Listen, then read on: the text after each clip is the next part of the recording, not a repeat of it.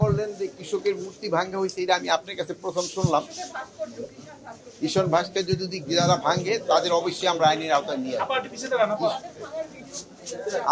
আমি তো যেহেতু এখন পর্যন্ত এটা আপনার কাছে বললাম, আমি অবশ্যই তাদের আইনের আওতায় নিয়ে আসবো। আর এটা যারা করছে এরা ব্যাকুব ছাড়া আমি বলবো কৃষকের কোনো কিছু যারা ভাঙে তারা আমার মনে হয় বুঝে করে নেয়। যেহেতু কৃষকরা কিন্তু আপনাকে সবাই বাঁচায় রাখছে, এই দিকে আপনার কিন্তু খেয়াল রাখতে হবে, কৃষকের দিকে আপনাদের সবসময় খেয়াল রাখতে হবে।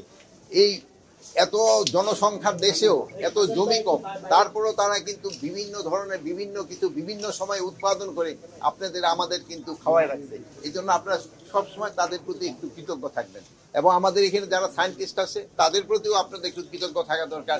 তারাই কিন্তু জমি কিন্তু কমতেছে, জনসংখ্যা কিন্তু বাড়তেছে, তারপরেও কিন্তু তারা কিন্তু আপনাদের খাওয়ায় রাখতেছে।